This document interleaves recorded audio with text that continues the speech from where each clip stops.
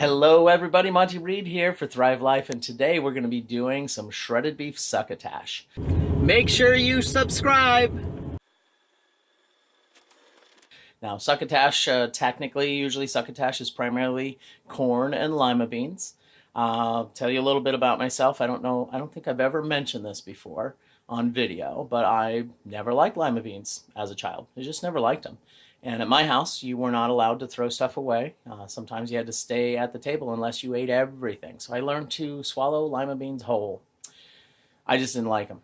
It wasn't until years later that I had lima beans and succotash and found, oh my goodness, there is a way to eat lima beans. I don't have any Thrive lima beans yet, but we do have some peas. And so for this to be succotash, you got to have corn primarily. And with the mise en place technique, we have everything already measured out for you. One of the things I like to do for slam cooking, if I'm going to be doing a demonstration, is I'll just put some water on boiling because it will heat up a lot faster. Now, for the succotash, I want to get this toasted flavor, so I'm going to put the dry ingredients, not the onions, because the onions can caramelize and burn so quickly, so that'll be the last thing. But what I'll do is start with the corn and the peas and some celery, and we'll get those sauteing, and we'll get a toast on those. And then we'll throw in a little bit of water. So we'll first get the toast on it, a little bit of water so that it can water saute. And then we'll throw in the onions. I'm going to throw in a little bit of potatoes and tomato powder at the end, and a little bit of cheese to melt over the top. So this is my shredded beef succotash. So here we go.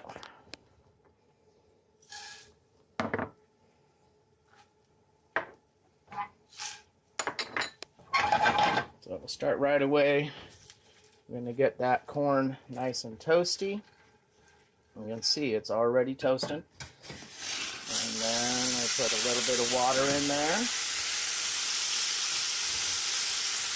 Now we got water sauteing going on.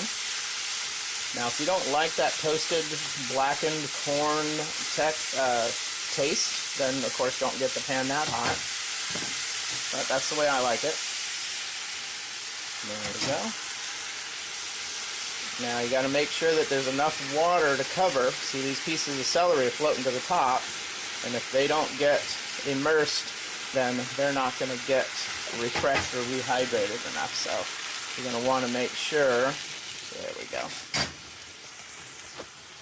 And of course the beef is going to need lots of water to get refreshed. And so we had a full cup of corn, and then a cup of peas, a cup of celery, a cup of shredded beef. So far we put 2 cups of water in there. Onions in.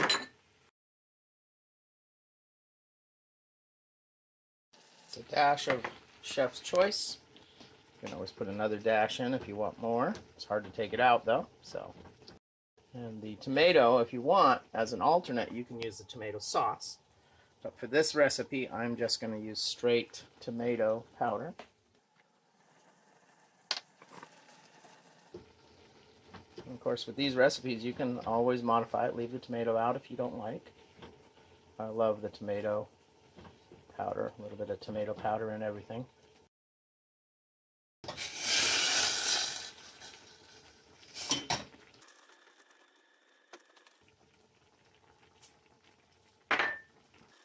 This is the mashed potatoes. 3/4 cup of mashed potatoes in there. Of course, you could always make a smaller amount if you want. You could always throw in some chili peppers if you want a little blast of heat. Always throw more cheese on. 3/4 cup of cheese. So we'll probably change this recipe to 1.5 cups.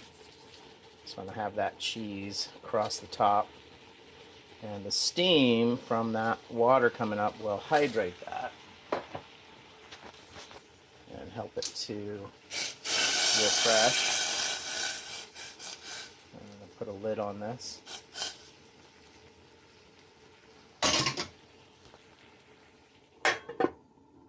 I'll just let that steam. Alright, that is ready to serve just about.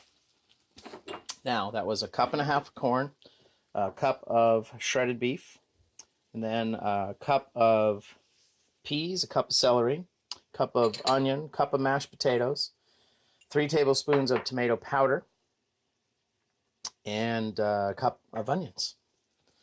And then the cheese ended up being about a cup and a half of cheese sprinkled on top.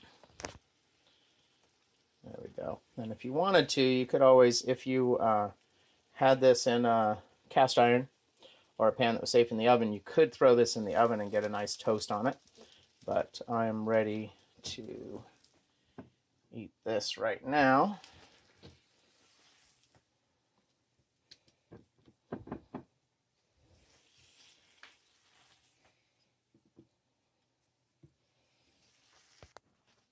And just do a little garnish with some dry corn. And then you can also garnish with a little bit of the freeze-dried onions. And if you want, let's throw a little bit of the dry cheese on there as well. There you go. That is the shredded beef cheesy succotash.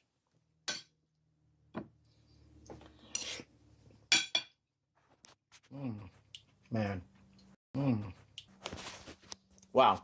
Every time I think we got it done, we just do it again. Thrive Life is a great way to become a chef in your own kitchen or be re-recognized as a chef. One of the really fun things is this concept of mise en place has been around forever. I never learned it from Grandma, but I did learn it from Chef Todd. And Chef Todd Leonard was awarded the Chef of the Year in 2018. And we've been honored to have him on our staff at Thrive Life, helping advise us with the formulations, the freeze drying, and the recipes. And it's been so fun to learn from him every time he teaches a class. If I can get there, I get there. And I've taken classes from him in Utah, also in San Diego and Arizona. There's another one coming up, the leadership at Thrive Life. I can't wait to get over there. It's going to be a lot of fun. And if you ever get a chance to see Chef Todd Leonard live, you got to get down there. And of course, if you're considering pursuing a career as a chef, he's a professor at a culinary arts school. So you can actually work under him. And the students that have worked for him have also won national and international awards. So this is Monty Reed for Thrive Life with the shredded beef succotash and SlamCooking. Have a great day. Make sure you subscribe. Keep thriving, my friends.